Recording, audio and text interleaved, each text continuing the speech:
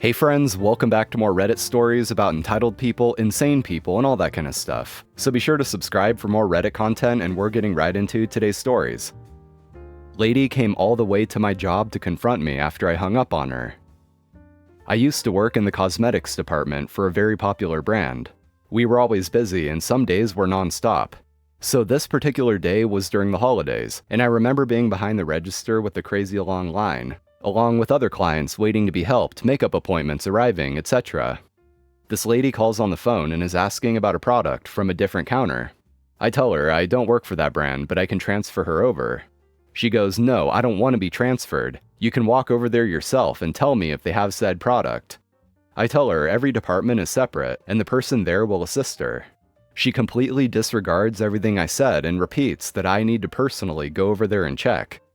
I also tell her that it's slammed at my counter and I couldn't even leave if I wanted to, because I have clients waiting. I'm still at this point being patient and professional even though this lady is pushing it. She starts getting stern like she is talking to a child or her own personal employee and tells me something along the lines of, "I am telling you to go over there yourself and tell me, because that's what good customer service is." Now I'm getting pissed off because in the time I've wasted talking to her, she could have been transferred and already know if they had what she wanted. You also aren't going to talk down to me like I'm beneath you. It's clear she just wanted to be demanding and unreasonable, and when I see that's the intention, I'm not going to play their power games. I tell her, "Okay ma'am, I'm transferring you now." She starts asking me for my name and I tell her I'm not giving it to her. I transfer her, hang up the phone, and try to assist as many clients at the same time as I can, because there are even more people waiting now.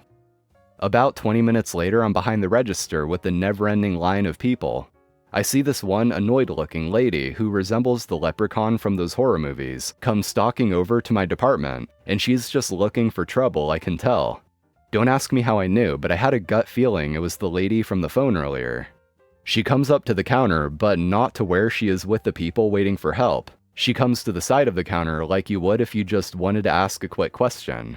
I kid you not, she turns her head to listen to each of the workers behind the counter as we are speaking to customers, so she can figure out who it was she spoke to on the phone by our voices.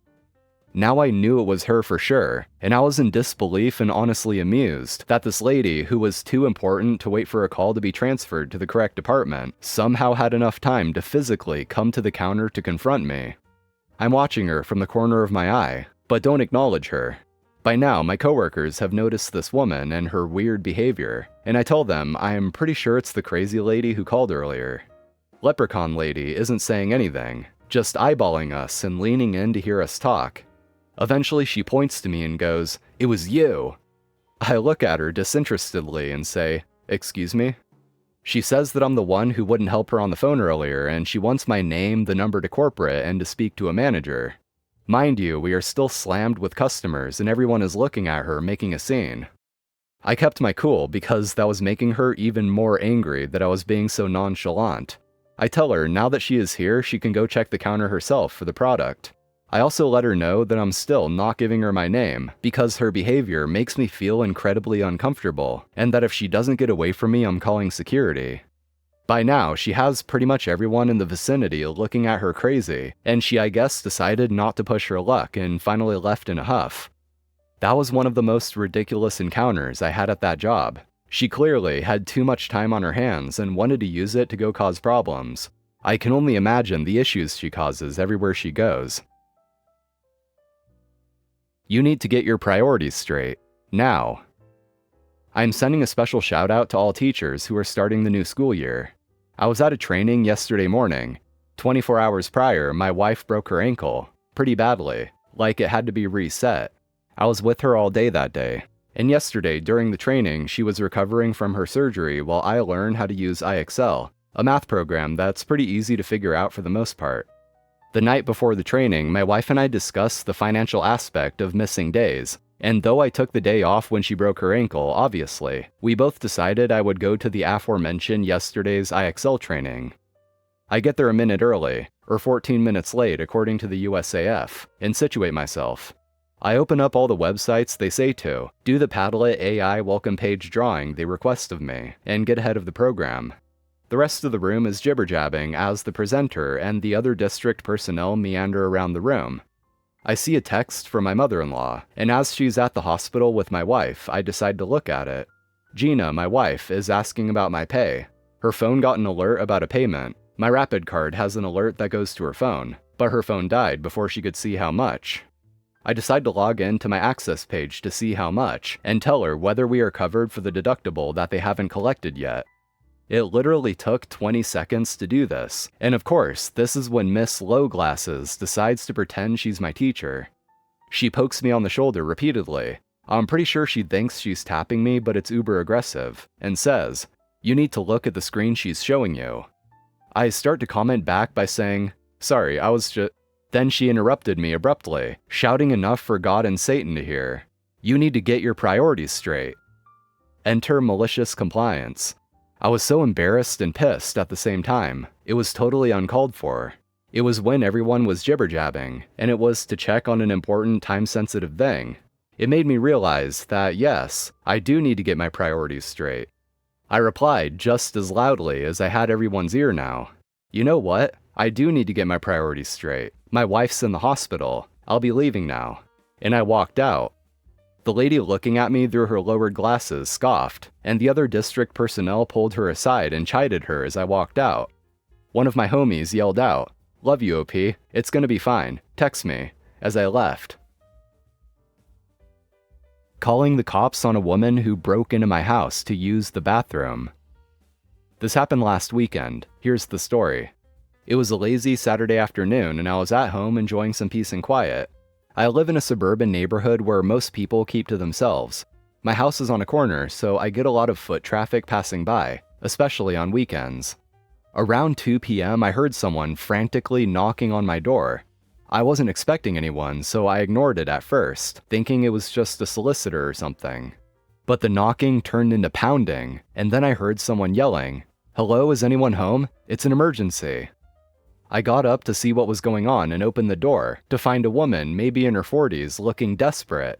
She immediately blurted out, "I need to use your bathroom, it's an emergency." I was taken aback. I didn't recognize her, and she wasn't giving off the best vibes. She had this intense, pushy energy that made me uncomfortable. I told her I was sorry, but I didn't feel comfortable letting a stranger into my home. She started getting angry, saying things like, "What kind of person won't help someone in need? And I'll be quick, I promise." I stood my ground and told her that there was a gas station just down the street that she could use.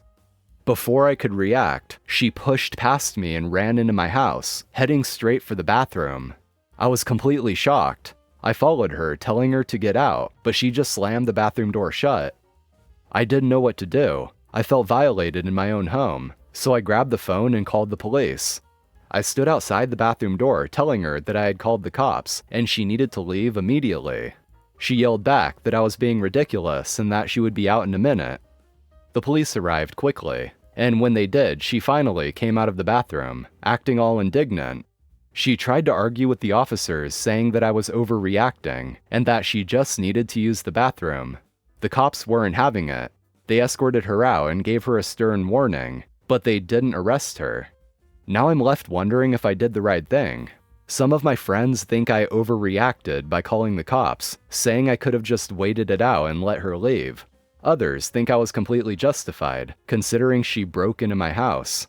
So am I the jerk for calling the cops on a woman who just needed to use the bathroom? Yeah, I don't know why that should even be a question. Of course you're not the jerk for calling the cops on a random person who barged into your house. Even if it was just an urgent need to use the bathroom. A stranger forced their way into your house and locked themselves in one of your rooms. Of course you were justified to call the cops.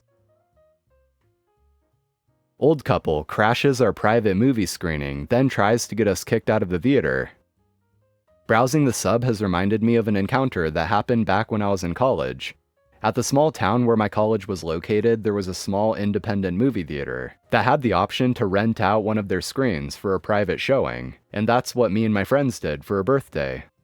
So we've all settled in and the movie has been going for about 10 minutes when we hear the doors open at the back of the theater, and in walks this couple that appears to be in their 60s or 70s. They walk up the stairs right over to our row, and without hesitation, tell us that we're sitting in their seats. We try to tell them politely that they're mistaken. But we can't even finish our sentence before the guy explodes and starts screaming at us to get up out of their seats, calling us all sorts of insults. This goes on back and forth for a minute or so, until we're finally able to ask him amidst all of his screaming if he noticed the giant sign in front of the door that said, "Private Event," which causes him to stand there fuming silently for a moment, before literally stamping his foot like a toddler and storming out of the theater with his wife, making sure to slam the door as he walks out. We thought that was the end of it, but about 15 minutes later the movie stops and the lights come on, and the manager of the theater comes in saying that someone told him that we were in here doing drugs and destroying the seats. After convincing him that that was not in fact what we were doing, he starts the movie again and everything else went smoothly. Don't be dicks to the guy managing your Wi-Fi. My wife and I moved into a basement apartment. The family above us had 4 boys between the ages of 4 to 9. We actually enjoyed the occasional pitter-patter from the boys upstairs and their gleeful laughing. Yes, there was the occasional game night that ran late, but we didn't mind. I would constantly be sharing food with them and they would occasionally send some cookies our way. The husband upstairs would constantly solicit my help with IT stuff because he's, quote, not a computer guy. Like when their router died and I offered to just replace the routers with my own that I had in storage.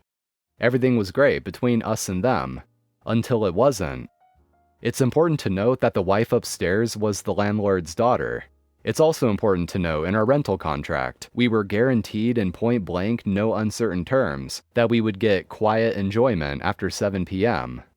After a year passed by, the noises upstairs started getting significantly louder. The pitter-patters turned into stomps, crashes, and other loud bang noises. We noticed the parents were gone more often, leaving their 10-year-old kid in charge to babysit the other 3. Our own little baby kept waking up in a panic due to the loud bangs and crashes at all hours of the day and night. We tried diplomacy and asking to tone down the noise. The more we asked them to keep it down with the stomping after 7 p.m., the more the wife seemed to retaliate and be rude. We even offered to pay for a contractor to come in and soundproof the flooring on our dime. Their response was, "My daddy is the landlord, so he'll take my side. If you don't stop complaining, I'll have my daddy kick you out." We had enough and decided to move. We sold them our barbecue grill, since we wouldn't need it where we were going, and most importantly, sold them the routers they needed. They never asked to take over the Wi-Fi account, which is great, because I'll occasionally just block devices from working. Your little Wi-Fi toaster isn't working? Probably just a bad toaster. Your iPad isn't connecting to the internet? Maybe you need to restart it, etc. Nothing major like their work computers or TVs, because that is too noticeable and would be blamed on the Wi-Fi, not the device itself. If they ever ask for help with it, my standard rates are $100 an hour, with an additional 50% asshole tax. Well guys, that's going to be all for today. Thank you for watching, I do appreciate it. If you enjoyed today's stories and want more content like this, be sure to drop a like and subscribe to the channel. And with that, I'm out of here, so take care and I'll see you all next time.